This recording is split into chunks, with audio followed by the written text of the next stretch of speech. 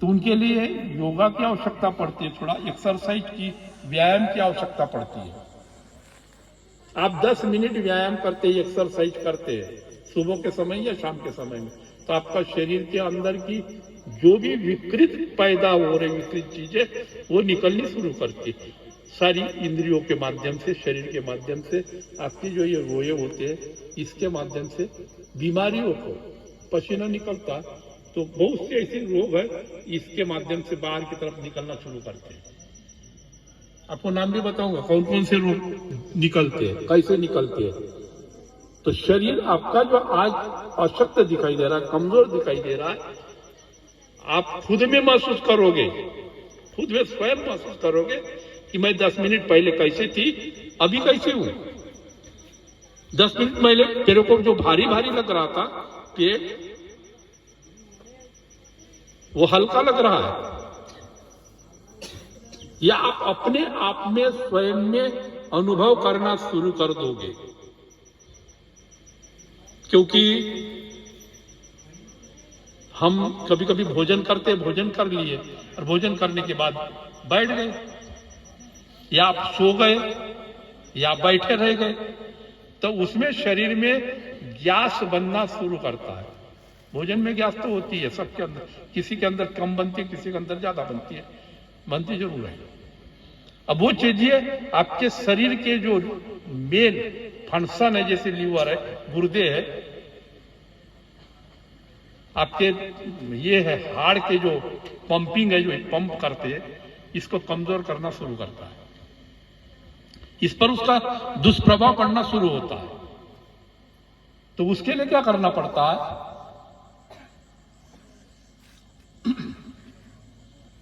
कि हम शरीर को अपने निरोग, थोड़ा हमारे में फाल्ट है, कुछ कमजोरी है, कुछ खराबियां है, हम अपने आप को स्वस्थ कैसे करें। खाली दवाओं से स्वस्थ नहीं हो सकते आप, तो आपका दवाखाना बन जाएगा, मेडिसिन का पूरा दवाखाना बनेगा, एक खाते खाते में हॉस्पिटल बन जाएगा पेट। सुबह दवाई, शाम को दवाई, दोपहर में दवाई, रात को उठे तो दवाई। तो दवाइयों से भी सब चीजें ठीक नहीं होती। कभी कभी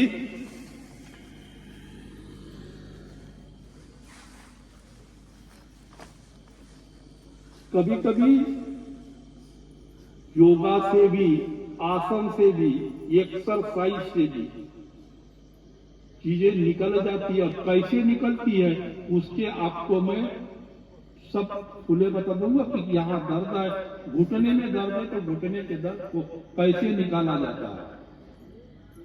आपके कमर में दर्द है तो कमर के दर्द को आप किस आसन पर बैठोगे, कैसे बैठने से धीरे धीरे आपके अंदर के निकलने शुरू होंगे। पेट आपको भारी लग रहा है,